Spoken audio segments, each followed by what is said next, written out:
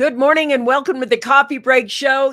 Today we had this big guest thing and everything else, and I was super excited.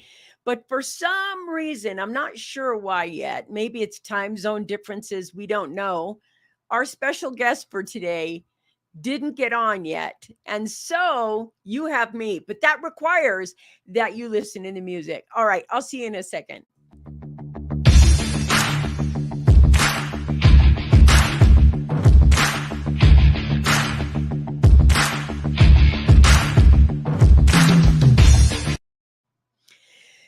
You're on the Success Secrets for Business, Family, and Life channel. This is the Coffee Break Show. I'm Vickie Helm, and I am so excited to be here with you for a little bit today. It's so interesting. My guest just popped on. We're live right now, but my guest just popped on. She's had no introduction yet, so we're going to go ahead and bring her up onto the show and just start. Knowing that all things divine are perfectly timed, I want you to meet Victoria Rader. Radner. It was like Gilda Radner, I thought. Welcome to the Coffee Break Show. I didn't get a chance to introduce you and kind of warm you up to the show, but I have faith and trust in the moment, and I'm just going to go here. Welcome. I'm so happy you're here today. Hi, Vickie. It's all about being the right time in the right place. I was in the other link that I had earlier and meditating in the solitude of a beautiful room when a little nudge came in and said, why don't you check your email? Maybe this is an outdated link. And so, as you have said, we will trust the moment, as I'm sure the message that has to come through probably has to do with when you're in the wrong place at the wrong time and you have a quiet nudge, listen to it. I love that because I did that as well. I was like, maybe she has the wrong link. So I put it on Facebook, then I put it on LinkedIn and then try to get it out to you and said, hey, somebody email her this link. I just want to say thank you for being here. I'm so excited to be talking to you today. So you guys, now that my guest is here, I just actually want to tell you the truth about the power of Victoria. Now, I want to let you know that I'm going to use Vickie because I always use Vickie, but this is Victoria show. And today we are going to be talking about her mind-blowingly good book. Now, I want to let you know, usually I get to read the book before the show starts, but today I got the name of the book. I downloaded it. I perused it as fast as I could over it. And I'm so excited. When I'm done with this, I have a spot that is going to let me read the whole book. So Victoria is not just a best-selling author. She is an international best-selling author. She has also got a PhD in metaphysics, which I'm really excited about that. She's the 4-time best-selling author. She is the founder, and this is something that is going to be so cool. She's the founder of Empower Me, and we're going to be talking about that today. She's also one of John Maxwell's leadership team founding partners. There is so much to unpack, and I just scratched the surface of her bio. I barely got into this, but one of the great things that I'm enjoying about the conversation is if you want to be where prosperity, entrepreneurship, and success meets your divinity, this is the conversation for that today. Today, we're going to be diving deep into the conversation of how to tap into your own deep potential, how to tap into your own well of abundance and success and achievement to bring that forward inside today's conversation. Victoria, how did you get into this? I see you guys all popping on. Look at this. It's already there. Good morning, Vickie and Victoria. Lori, nice to see you on. Everybody, nice to see you on. Marion, thank you for sharing this. Thank you. We are going to have so much fun today. How did you get into this? What was your start? Ooh, love it. We could go with in the beginning, God said, let there was light, because that is a start for all of us. And I am not being flippant here. It's the truth. We're all a part of this gorgeous light of life. And I think, as for most of us, the story of becoming has begun way before the story of awareness has That's begun right. for me. And so looking back into my life, I can see being gently nudged and directed and formed and created Yes. into this big aha of, oh my gosh, I woke up to an overnight success, right? 47 years in making, you wake up an overnight success. And so wherever you are in your journey, that is the part of becoming, of who you've come to become. For some reason, what comes through very powerfully is that you can't miss it. That's I don't right. know who needs to hear it, but you can't miss it. Do not spend energy on trying to find your purpose. You can't miss it. Take a chill That's right. pill, trust, pause, and ask for clarity. So for me, that clarity came in when all of a sudden I remembered an incident when I was a little 5-year-old kid. I grew up in the former Soviet Union in Ukraine. Finally, I don't correct people. They know where Ukraine is. And sadly, we put ourselves on the map through the resilience of what is happening. And so I was born in Ukraine. And when I was 5, I was very creative and I wanted to experiment with creating a little hanger from my dress from my doll. So I grabbed a metal hairpin out of my hair and I found a socket, and the electricity is twice what it is in the US, 240 whooping amps, and I stuck the metal pin into the socket. Now, cool thing happened. I did not get electrocuted. What? Now, amazing, right? The fuses blew. The fuses blew. Wow. And I jokingly say, and so did my grandpa, who was watching me and ran in and saw what's happening. And so you look at that moment and you're like, how is that the making of me? And yet, what happened there were the formation of two parallel realities. One was my daily reality. My grandpa was so terrified that I could have been killed, that Yeah. he treated the moment as if I was killed. Yeah. And a part of me on that day died, Yep. fallen victim to fear. Yes. A program was formed. If I have joy, it is punishable. It is scary. Oh, wow. Wow. That Mm, is such an important, the fact that you even piece that realization together, because that's doing the work. It's the tracking it back to that one moment in time. yeah.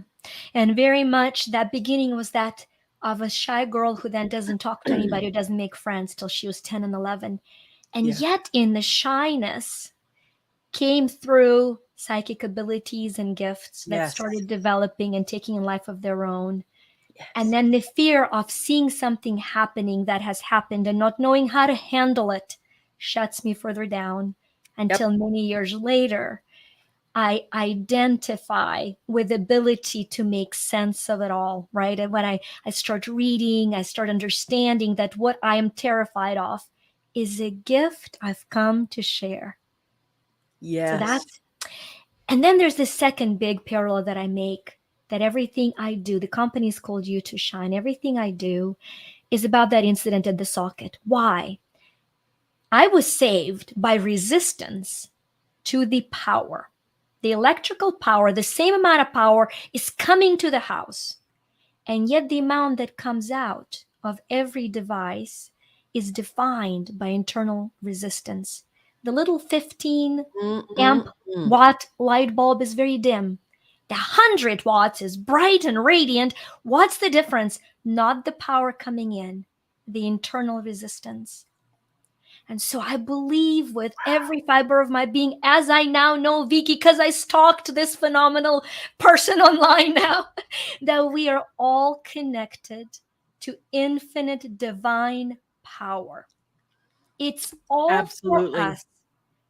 So, what's the difference between the output of significance and success and the fearful way of being? The internal resistance. Beautiful. Yeah. Just beautiful. It's so interesting. It's kind of like a little bit of what Lisa Nichols says, make your mess your message. But it's so interesting how subtle it is that something, what appears to be minor, can be something that is controlling all of the aspects of you until you identify what that is. And to me, the mind is so crafty.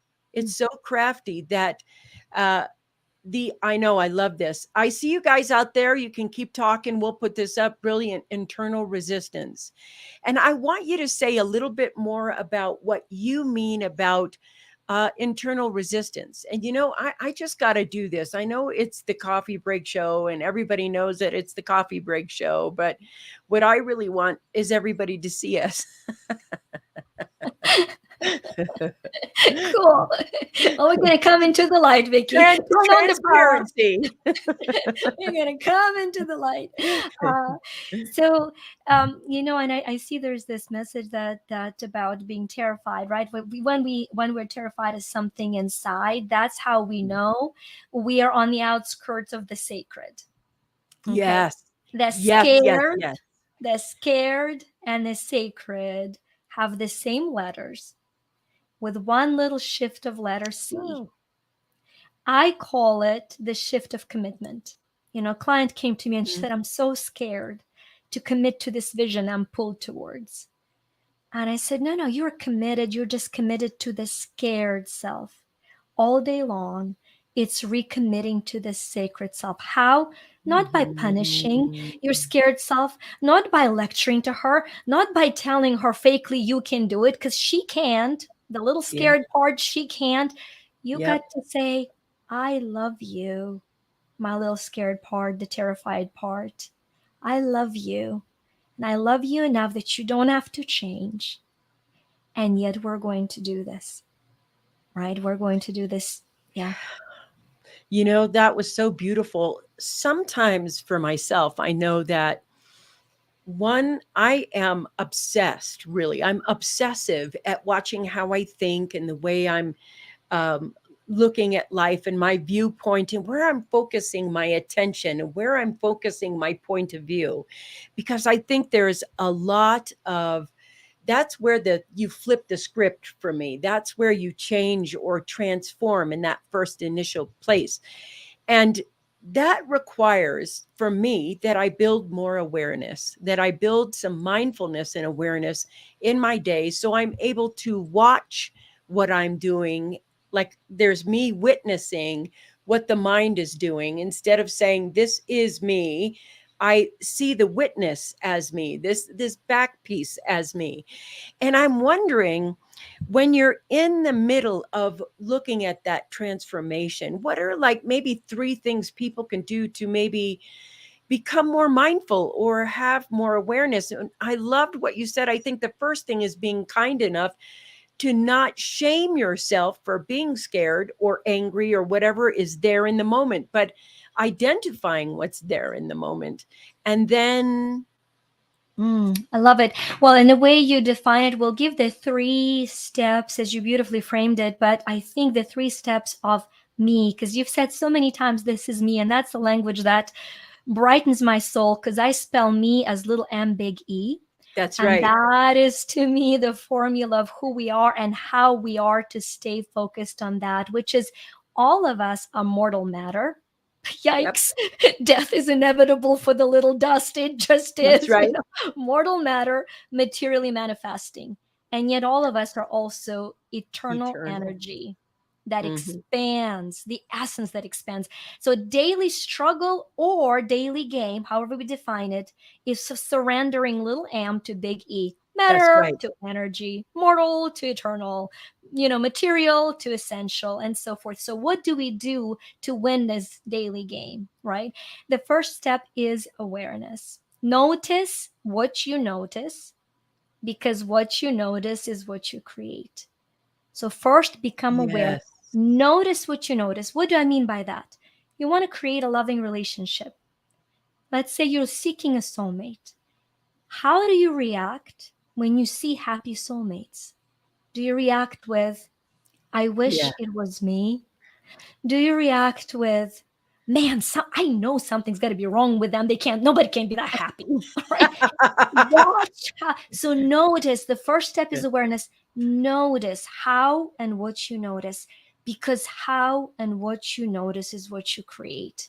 So when you notice, the second step is alignment. Forgive the incorrect way of noticing things. So if you notice that you're like happy that somebody is hurt because you're hurt even more than they are, That's okay. Tell yourself, you know what? I forgive myself for this reaction. And what would I rather feel? Because that is what I would rather create. So, first was awareness. Yes. Second step is alignment. And we align with the questions that we ask. Shakespeare said, to be or not to be, that is the question. Great Bible or New Age both say, ask and you shall receive. That's right. The question we ask is the answer we create. So, first you notice awareness, second, alignment through the question. So, if life is horrible right now and it happens, the question you ask, what can I do to make it a little better right now? I Not why love did that. it happen to me? Not how could it go wrong? Not why are they lucky and me not? Because you'll find answers to that and you will create Mhm. more of that. So align through better question. And for a lot of these incredible people that you're attracting into your sacred space, for the lack of a better word, Vickie, you guys have succeeded a lot. And now the secret question is, when will it come to an end? When will I sabotage myself?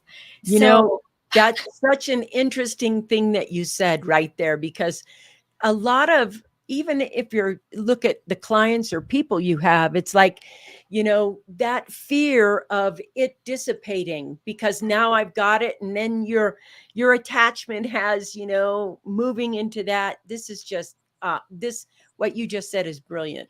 yeah. So shift to, we've said second alignment. If things are rotten, what is one thing I can do better? How can I make it better? But if Beautiful. things are great, ask your powerful subconscious mind, how much better can it get? Oh How God, I much love that. better How can much it get? better can it get? How Oh, much better can it get? That's such this is such an empowering conversation. Lori, I see you. I just want to pop this up for a second. This is all good reminder. Thank you. There are so many different perspectives to look at everything and practice being more aware and mindful. I've heard so much of this throughout the years and it really resonates with me, but it's not always so easy to practice it or even remember it on a daily basis. This is a good thing because I think that's a great question. The great question of how do we remember it? It's like a practice to be present in a way. For me, I do this every day. I start my day with this practice. I have it set in my calendar, my time. The first thing I do is connect me to that divinity within me and then the divinity in the universe so that my day isn't something I argue with, but it's something that I evaluate in a different way. So for me, what I said was, okay, she's not here. She's not on time. She was on a different link. I'm on this link. We're on two different links. And it's interesting how that link just came together at that moment. What I realized was if the divine is going to have a conversation moment to moment, then there's no pre-conversation to be had. It's what's here now. Oh, I What's here love now, moment to moment, what's here now. So to answer your question, then I want Victoria to give her opinion. Lori, I always ask myself, what's here now? Mm. What's here now? What am I feeling, thinking, saying? What's here now? And then if I find that I'm saying something to myself, I ask myself, what did you just say to yourself? And then I think if it's an unhealthy thing, what I do is I just say, what could I say that's different? What's another perspective to have? And what I want to learn is to the muscle that I think is atrophied in all of society. It's just a muscle that needs to be warmed up again, is where we place our focus and attention, what we're paying attention to. And our mind either will tell us our negative bias attention, or we will come in and say, I want to place my attention right here. This is what we're focusing on now. That's how I do it per day. What would you say, Victoria? all it just all converging so beautifully. As you've mentioned, we've talked about awareness and alignment. Well, the third step is action, and my action is very aligned with your action. And so I just wanted to bring into our remembrance the words remember and remind, since we talk about them. If you think of the word remember, means repeat, member means member. So when you remember, you become a member of something. So become a member of your morning ritual. You have a new membership club. Yeah. It is protected by divine light. It's just sacred entry for you only. I have the same membership club in the morning that Vickie does. It's a date. Me and divine, me and God, great That's overall right. designer. It's a date. It's a That's right. date. It's a date with destiny. If I were, Tony Robbins, whatever language you use, but you act on it. You act on it. And when you act on it, you go through your remembering with the tightest membership you have, you and Oh, your divine purpose. And then what happens? A miracle of reminder. Because think of it, reminding is putting back into your mind whatever it is that is needed to create your day. So, same thing. Morning is a sacred membership to remind. And for me, what I look at is I teach mindset as 6 mental faculties. And I look at and I say, okay, there's 6 of them: imagination, intuition, mhm. perception, reason, memory. Well, which one of the 6 can I shift today by one tiny adjustment that my mindset expands and I can create the most optimal day? Oh my gosh, that was amazing. I feel so aligned with the conversation today about how I start my day and how I set my intention and how the first thing I do is that. And to me, that's the most important thing. Love that. Thank you so much. Yeah, thank you. She said, thank you so much.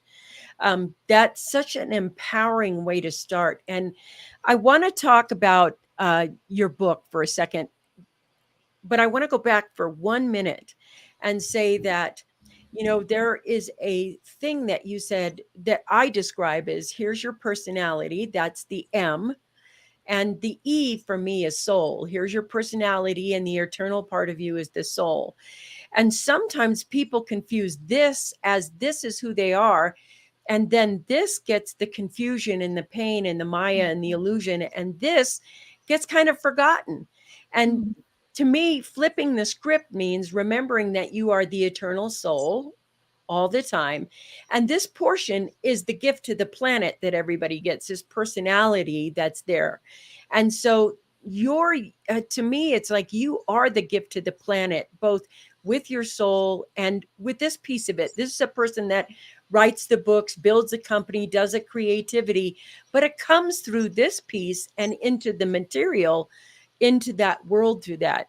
I want to talk about, you have in your book 35, and I haven't gotten through all of them because I didn't get to read the book. I'm really seriously, I'm going to, when this show ends, go, thank you for being here. And I'm going to go read the book because I love the 35. What are they? They're principles. They're universal laws to me. Mhm. They're, it's kind of the way that we can now understand the flow of things versus fight the flow of things, or understand the cause and effect, those universal laws we live by. And I want to talk about how you came across these and why it's important to abundance and prosperity and peace. Mm. Gorgeous question. And I think to take possible confusion and simplify, the concept as I perceive it is there truly is one great universal law, which is energy is, God Yep. is, love Yep. is. And that energy is never created nor destroyed. It's continually translated, transmuted, and transliterated. And it Yep. is doing so through changes of movement, frequency, and vibration. That is the story of creation, one law. But Oh God, I because, love this. right, but because we're all incredible, unique expression of that power that we talked about, the power of love, and it comes Mm-hmm. through each one of us will channel it and understand it better through a unique expression of that one law. Hence, there's so many other universal laws. They're just all sub-laws, if you will. So the book focuses on the 35 universal laws. Why are they universal? Because you can apply them universally to any area of your life. That's right. The first law is gratitude. The last one is forgiveness. Take it to relationship, take it to health.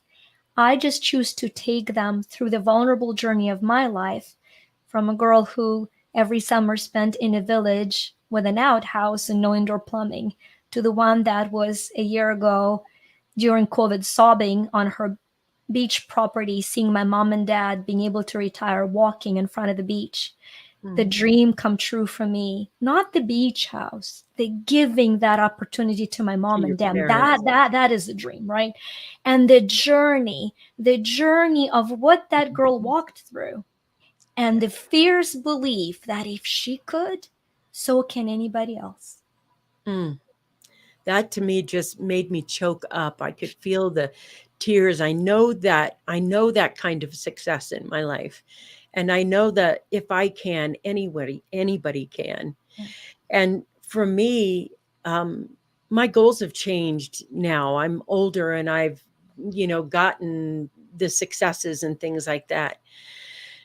My want is to be awake before I die. I mean, truly, I know you know what I mean. And that's the thing, that's the goal right there. And for me, that's about building trust and building faith.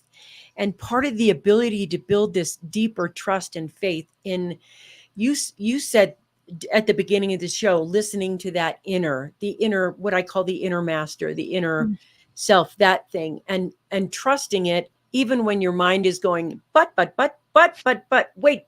wait, I know better than this piece does. And flipping that script to understand that moment to moment to moment, the practice of becoming awake helps when I understand universal laws, because they all apply to me. And that is the universal laws, which can seem like laws, are actually the play of where abundance resides, is within that magic. The abundance resides in that place. And opening up to that, for me has been taking off this layer, then taking off this layer, and adding this layer and moving that layer. And I want to know, you said that the laws starting with gratitude and ending with forgiveness. And I want to go a little bit more into the gratitude and into the forgiveness, because when I've been unlayering myself, forgiveness has been the key. It's not forgiving people I think burnt me or hurt me. It's me forgiving me. And when I do that, I use a little bit of Ho'oponopono, because I really like that. I love you. I'm sorry. Forgive me. Thank you. And when I do that forgiveness practice, there is something inside of me that is unfolding that I haven't met yet, that is the grander me. And I'm hoping that we can talk about that or speak to that. And I know I'm asking some really deep questions, but she's here. And so why not? And so we could speak to getting the grander piece of you. You know what I mean? I do. And and very much like you, Vickie, because I feel that with every fiber of my being, I just connect to what has come through, and we use the conversation for it to be born, and the one thing that the first step of forgiveness for me is to forgive yourself for where you are on this journey, for all of us. Yeah. We are so busy often forgiving who we are, if we've gotten to that point, or for what we did. But the creation is a time and space continuum. So forgive yourself for where you are when you are. Isn't that ironic that I was in the wrong room? Because I've already forgiven myself fully for where I was and when I was, because it's irrelevant, it's aligned. What do I mean by that? Any skill in our life goes through stages of development, from survival to stability to success and to significance. And from survival to stability is change of habits. That's right. Needed. And from stability to success is change of mindset. And then from success to significance is a change of heart. Mm. right? And so the book is written building up on those laws based on where you are, because the practice of gratitude is the most basic habit to get you out of survival and Yeah, into stability. And that's then right. as laws build up, the only way from success to that divine significance that you're talking about, the awake through love and self acceptance and self compassion presence, comes through the law of forgiveness. I had a very tender moment with that law that I called to share. Yeah. I was sitting in the couch, about to write it, and the spirit said, "You need to forgive your enemy, Vika." And I paused and I said, and this is how the brain works. That's what you were referring to earlier. I said, well, I don't have an enemy, but I should want to forgive my enemy. So why don't I create one? I mean, I'm going to follow the guidance. So I'm going to create an enemy right now to forgive him. And I'm thinking, maybe it's this girl. She takes my stuff. She uses it. I thought I forgave her. Maybe I haven't forgiven her. I have this conversation and I'm like, but I really have no resentment towards her. And Mm-hmm. all of a sudden I pause and I see fully, indeed, I am my greatest enemy. Mm-hmm. There is no greater enemy to me than me. In the moment of weakness or sabotage, Oh, yeah. nobody has ever talked to me the way I have through my life allowed to talk Yes. to myself. Yes. I agree with that. Nobody. And that's where that came so fully. Love your enemy as thyself, because it is one and the same. Because when you forgive yourself fully and completely for that mortal matter that we get to be till we die, always, for the stumbling, awkward human part, and love it fiercely, Yeah. we forgive ourselves, our humanity, and where we are. I'm in survival, I forgive myself. Now I forgive myself how to get to stability. And the exercise that I do in the book that you use for somebody or for yourself is very powerful, because we can have conscious desire and our subconscious mind needs to hear what it needs to hear. So you Yeah. write a letter to yourself from yourself Mm. and you say, Dear Vickie, or Vika, or you can actually use your name, also advisable. And you start with saying, please forgive me. Don't go into explanation of, I did this because you robbed the acceptance. Please forgive me, for I have wronged you so deeply and completely. Mm.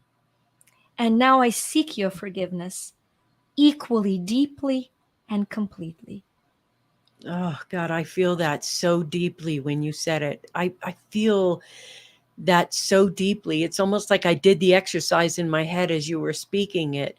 And I could feel something in me feel relieved or seen, validated in some way that you don't even know. I didn't even know it needed to happen in that way. And I love this. My hair stood up powerful. Yes. Yeah. But what it made was a very tender heart. Like I can really feel my tenderness right now as we're having this conversation. One is that I think it's such an amazing opportunity to model forgiveness of self in the moment so other people can see it. And then also, it's a quantum leap that we're taking in consciousness right now on this show. If you're listening or you're watching, now listen, if you're listening on iHeartRadio or Pandora or Roku TV or wherever you are, be safe driving. If you're driving and you're going through this and you just felt that in the moment, still pay attention to your driving. And I want to say that you can also grab a copy of this incredible book on Amazon right now. And it's Prosper Me, the what is it 35 the universal laws of money. This is a Mhm. big link. Can we get the smaller link for this? Because I want to put the link for this book, because I think it is imperative that if you're going to take the quantum leap, You want to immerse yourself in the remembering and reminding, or the reminding of what this quantum leap just was. And this is, yes, it's so important to recenter your soul every day. I do it throughout the day as well. I feel privileged about doing this on the show because it is a big step in, to me, it's like success without forgiveness of self, success without achievement and forgiveness is still stressful. It's still, when you get there to that kind of success and all the money and everything you ever wanted came in, you're still saying to yourself, I'm not happy. Because Mhm. the fundamental reason that we chase success or achievement, when it's not meaning and purpose, when it's not purposeful in that moment, is so that you're trying to feel better. And sometimes just to feel better, you might want to forgive where you are and not be so hard on yourself. And I want to talk to the person right now who is wanting more out of their life and wanting to be more successful, have more prosperity. And I want to ask you, Victoria, what are some of the things that you would say to that person right now to help them get the whole picture? It's like, what about the person who's out there saying, why isn't it happening for me? Why isn't it, what am I doing wrong? What's wrong with me? What would you say to the person who has, those thoughts running through their head?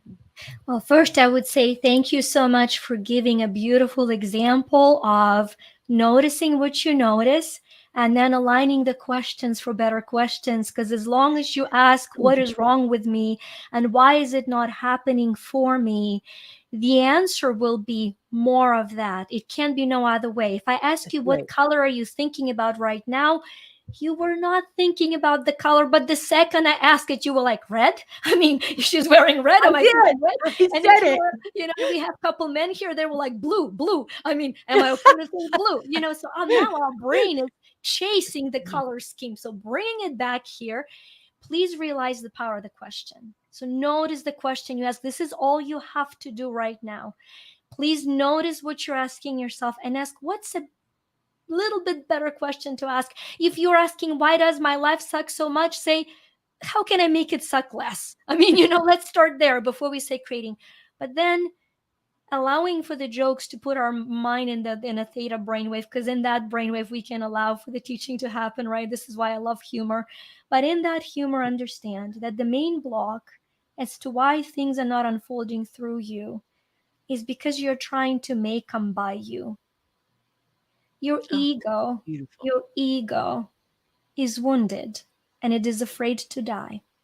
The Mm, concept of death is a gorgeous concept. Once we accept the death of the cells, we no longer have cancer because we have that's health right. in the body. We've got to become comfortable watching our little ego to die daily. What do I mean by that? The main block to us achieving something is our fear of that little ego being rejected or Hmm. laughed at or ridiculed. Remember, I Yes. said a shy girl here? I choke before speaking every time. The Hmm. only reason I do is because I know all I have to do is open up for the flow to Yep. come through me. I'm not in charge of it. Absolutely. That's right. And if nothing comes, then I will know that we needed a moment of silence. Not that I'm That's right. stupid or unable, but that we needed a moment of silence. So allow for the part of you that is blocking you to lovingly die, Yes. mourn over it, grieve over it, and then go find the one person you have come to serve today and Yes. serve them with a purpose and see a miracle unfold. Beautiful. So gorgeous. There's a shaman principle when you're training in early shamanism that talks about being the hollow bone. And the Oh, hollow bone is, or the flute, if you will, is that you realize that you're just an intermediary, the tool, you're the flute. and that the energy is coming through you. That's the letting that moment come through you. And if there is no moment, you wait, because they could be on the in breath, and moving that through that flute, so that you're not saying, I'm the one creating this, I'm the, because the ego does like to do that. You're so absolutely right. And that's when we can't get out of our way. That's when your way is in your way. And Yeah. so when you think that somehow, I just want to say what it was for me. Back in the day when I was going through that, I had a sense of self esteem from my spiritual abilities. And then that creates attachment, because who am I without my spiritual abilities? And so what happens is, when you become the hollow bone, they're not your abilities, they're your serving. So after you get out of the way of yourself and you become the server, you realize that spirituality just is everywhere. It's like air, it's in everything. Everything serves everything in the moment it needs to be served. So I loved what you said when you talked about that, just letting it come through you. How do you let that come through you? Well, first off, the only thing I do is ask. And I'm like, when you ask, that thing that you talked about earlier about writing to yourself, that forgiveness note. When I ask a question, I go to my inner and I ask the question, because usually I will wait for a response, or it'll come in a dream, or it'll suddenly just be scrolling out of my fingers when I write, or all those answers that are there. And somehow I think the joy of what I'm talking about with you, Victoria, that you have no idea, it is my deepest longing, my deepest love in life, is the conversation we're having about being present in the moment and working in that co-creative space with the divine, and being in that alignment 24 hours a day. I don't know how to live anywhere else. That to me is like, I don't know how to go back, and I don't want to go back. I only want to go forward. But I think this period in time, from this huge period in time, and for me, it's from my birth till now, there's an opportunity to take a quantum leap. And the quantum leap opportunity is so strong right now. I feel like, how they say the stars are aligned, and the universal alignment is here. And there's this huge opening that's happening that maybe happens once in 1,000 yugas, who knows? And suddenly you're here in this moment at this time, with the option to, and I believe there are more than one life. So I believe I've been here 1,000,000 years, and somehow I've earned this opportunity. I've earned a very special nugget in history and time to have this form of transformation that is a gift from the divine. And in this moment, when we take a look at this, when I just want to be able to say, when you look at the ME principle, which I really love, we don't discount the manifesting self, because it's important, and we don't discount the eternal as well. This quantum leap is the joining to me of these two in a conscious manner, where instead of fighting each other, they become co-creators. Like, there's not one over the other. There's not this push and pull. And I think a lot of development in spirituality, they're like, shut down your mind and shut down this part of you, don't use this. And then always, don't give credence to this. And I'm thinking, but isn't there a wholeness to this piece of the ME part of it? What is the process of creating this wholeness, so that you're taking advantage of this quantum leap? Do you understand what I'm saying? I not only understand, but since you've said probably quantum leap about 9 times, the divine's like, you really want to go there. So, well, why don't we just go there? Because, one of the laws, and I don't remember, I think it may be 34th, but there's no way I could remember them. But one of the laws in the book is called the law of Kaizen Way. And in the Law of Kaizen way, I talk about quantum leap as compared to the quantum jump, because I think, and the answer is in that, by the way, because I think sometimes we think that it is not what it is. And so we miss when it happens for us, you know?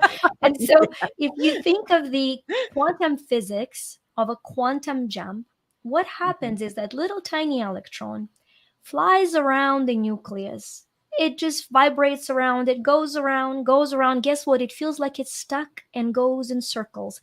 Anybody felt like they're stuck and going in a circle? Guess what? That's a prerequisite for the quantum leap. So it keeps going, doing its daily duty. And then a miracle happens. A photon of light penetrates the subatomic system. The light interacts with already moving, dutifully moving, consistently moving electron. As they interact, the light moves it to the next level where it continues to dutifully Yeah. move around. So why is there's that gorgeous part of it? The little ant that brushes its teeth every day, the little ant that for you to change the world has to get your tail out of the bed. I mean, if you're not on good terms with it, you can dream horizontally, right? So the little ant carries through the daily realities so that the big E can tune up to the light. And when the moment of light comes in and you've created the momentum of daily movement, it carries you to the big aha. And guess what? It's not an event. It's an eternal process of That's right. progression. That's right. Yeah. That's right. Even when we think there's more to go. That's right.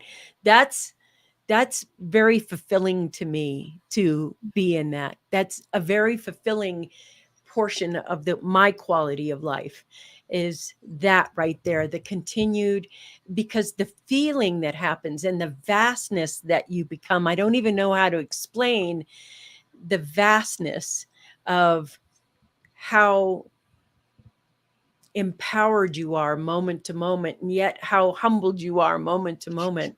It's like this beautiful dance that I enjoy so much. So I want to talk about the why you two Shine. are Why why you to you shine? You why to shine. thank you. I want to talk about that. It's right there, whyyoutwoshine.com. Let's talk about what that is, and I want to know all about what you teach. I mean, I know about what you teach, and then don't worry, we'll ask more deep questions. And let me tell you something. If you guys have a question for her now, you got to do what Lori did and type it in. And if you have a question and you're driving, please, pull over and be safe about it. Mm. So You to Shine was born over a decade ago, and as a company that has one purpose, and that is to remind you of your inner light, reignite it fully, and then stand in awe at your brilliance and radiance. That's the purpose for every person that comes into our little orbit. We want to be that little spark in a quantum leap, but we also want to be there when you feel you stuck in circles, to hold your hands, telling you maybe just 5 more times around the block. And we got you. 5 more times around the block, we got you, because it is inevitable that you will be carried to the next level if you just don't give up. And for me, it was born from a very intimate moment of where I found myself, as I've mentioned earlier briefly, because of having a prediction of actually someone's death and not being able to know what to do with that knowledge. I tried to shut Mhm. down all of my abilities Yep. for a while, got terrified. And I Yep. already mentioned the living in fear thanks to that one incident. And so fear was suffocating for a long period of my life. And where there's fear, there's darkness. And so things were looking dark. My marriage was looking dark. Me as a mom, not so good for a few years there. My health started falling down. Finances, what is that? It's good to manage money when you have it. I got real good managing debt because I had plenty of that. And so, in other words, there was just a period of this feeling of darkness. And it's not that I wanted it, it's that I didn't want it. I Yes. want you to to Yes. realize that I so didn't want it. And because the subconscious mind doesn't understand, it only tunes into the energy. So I was pushing the darkness, saying, go away. Yet all my focus that Vickie was talking about earlier was given to pushing the darkness away. Yeah. And it was in the middle of the night that I was woken up with a still small voice that said, all you need to do is turn on the light. Because if you turn on the light, the darkness flees. It was a very subtle, personal invitation to start studying what that meant, studying the nature of light, and learning how to always focus on the light, how to stop fighting the disease when I was very sick and look at my body and say, what is working? What is my, oh my gosh, my circulatory system is gorgeous. My eyes, I can see. Why do I say gratitude is important? Because I would drive myself into overwhelm of emotion, being so grateful for my eyes being able to see that the disease had no room to stay in my body. And then when I would, instead of saying, oh my gosh, I had my baby and I have no money for the curtains and I have no money for the diapers, and I'm laundering by hand her little diaper, instead of sobbing over, poor me, I'm so poor, why did I bring this child into this poverty, to say, I have a miracle of life. Oh, yeah. What else can I possibly need? And that shift of gratitude got me on the rut of self-pity and powerlessness to being the light. And so, without mocking anybody's struggle, this is why I say notice what you notice, because I had to notice the poor pity me and Yeah. then to tell her, goodbye, lovey. I am so blessed to be alive, and every day I'm going to prove how and why. I think that the key thing here for me is notice what you notice, because we unconsciously rely on what we don't notice. Yes. It's that acting from just habit. And so that noticing what you notice, noticing how you think, that noticing to me is the gateway out of the prison, the Yeah. gateway out of the same habitual thing, the noticing what you're noticing, and then implementing that which you want. Yes, that's right. Sadly, we often have to hit rock bottom before our lives take a dramatic turn for the better. Seems to be all part of the learning process. And gratitude is definitely one of the keys to everything in life, every single day. It's interesting too, because there is ingratitude.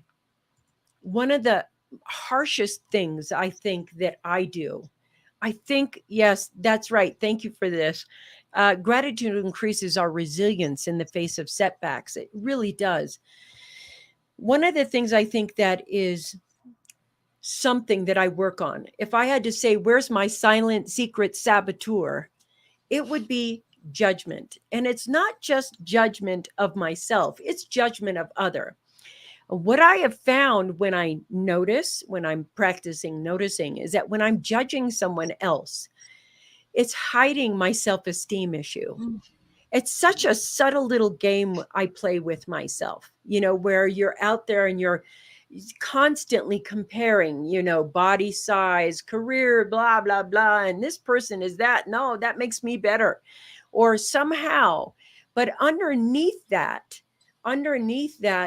um, that judging is someone who wants to be seen or validated. And then you realize, I'm not seeing myself or validating myself. So that's why everybody else isn't going to see me. I want to talk about judgment Mhm. and how we can become more aware of what's underneath it. Because maybe for me, it was self-esteem issue. It could be something different for someone else. But what can we do when we get to the place where I think for me, there's an addiction around judging. Mm. And how can we move from the addiction of judging to the alignment of noticing? Mm. I so love this question and the direction that it is taking us. I actually say, whatever or whoever you cannot stand is what Mhm. currently stands on your way of enlightenment. That's right.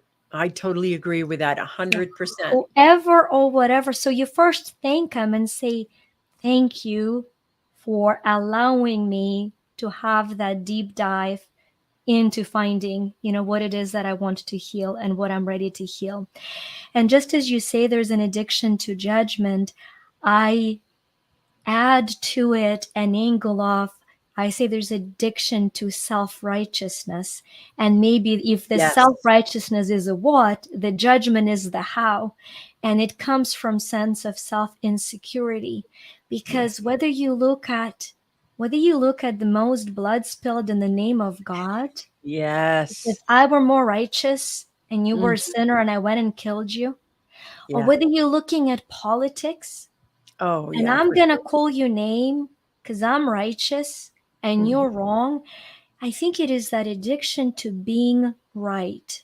So the Yeah. first healing block in my life is when I notice that I need to be right, I remind myself, wait a minute, it's my right to love.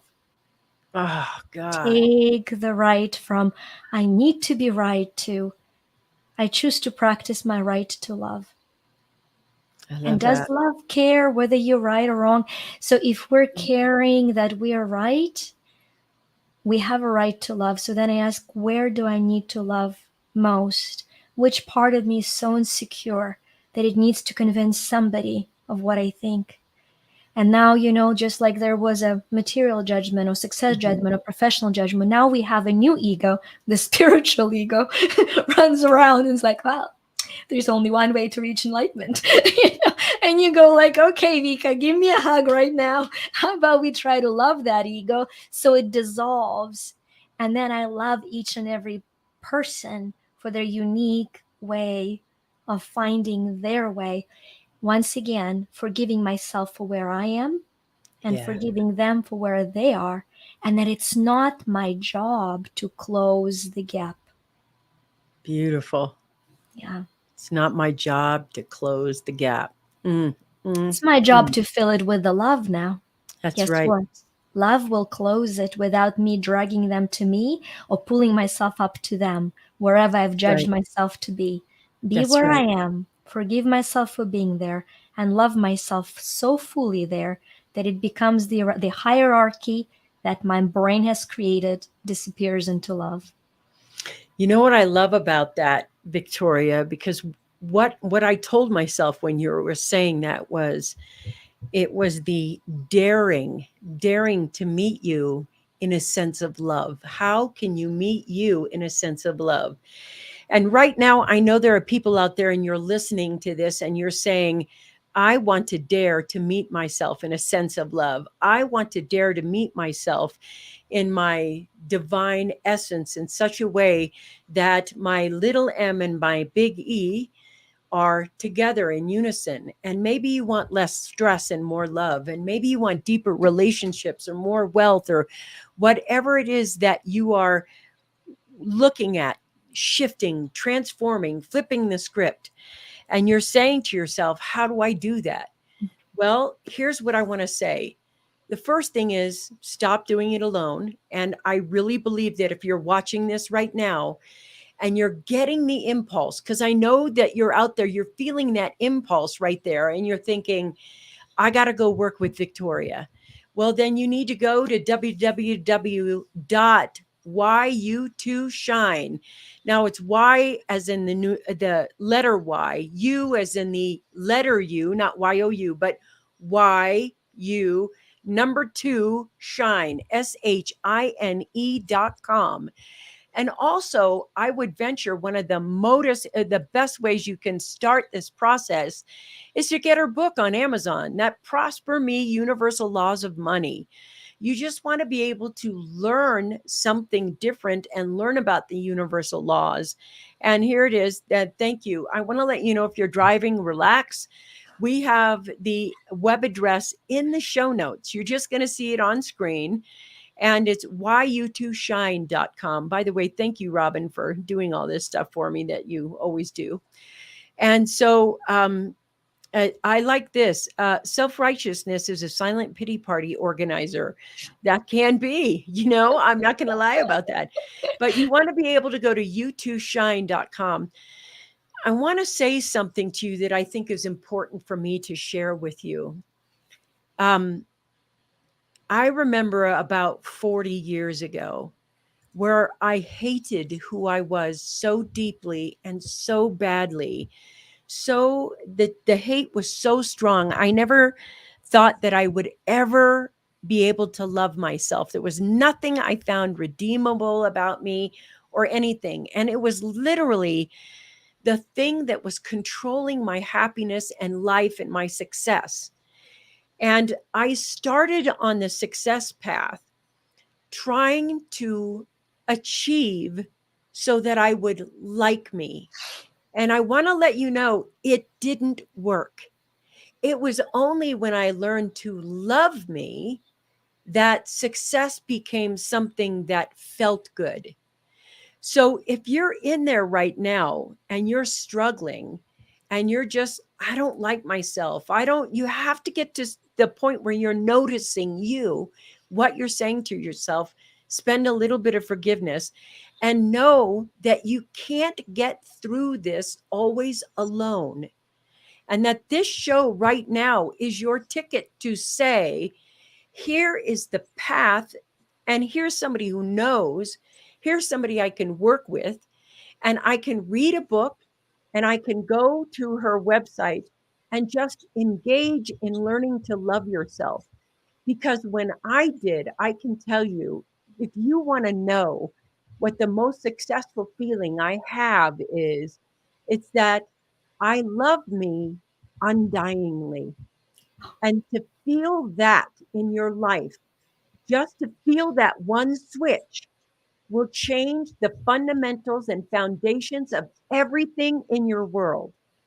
So if you're there hating on yourself, which millions of people are doing, all you have to do is two things. One, go get that book. It's right there. Go get the book. And then go to the website and engage. Because the illusion is, the unconscious is that you aren't worthy of being loved and that you aren't lovable. And that's the lie. And right now is your opportunity to take that quantum leap right now to change that and flip the script. Victoria, last part of that. What do you want to say to somebody who's sitting on the fence about working with you? What would you say to them? I want to pour more into what you were saying, Vickie. Is very often in English we say to be loved for who you are, and yet sometimes you just need to understand that you already are loved as you are. Yeah. And shifting that one pronoun from love me for who I am, love me as I am, and that is there for you. And that if you don't have that power, then the first step to do is to ask the divine force that is breathing you, however you address it, and say, I don't know how to love me. Will you love me, for me, and through me? That I, for the first time in my life, feel loved. Allowing for the receptors for receiving that love created. And I know that as you do that, if and when you're moved, we'll be there to help you on that journey. I will be there for you. Vickie clearly is there for you, giving you this incredible sacred space, Vickie. So you guys are loved. You have two women chatting of love, loving on you. I mean, it's your proof. This is your full-time proof. Now go Yeah. join the club. Amen. All right. Every week on the Coffee Break Show, we bring you the best experts from around the world. Next week, we're going to have a brilliant guest, Victoria. My heart is so full right now. It's so full. And thank you for being on the Coffee Break Show. You guys, we'll see you next week. Okay. Bye-bye.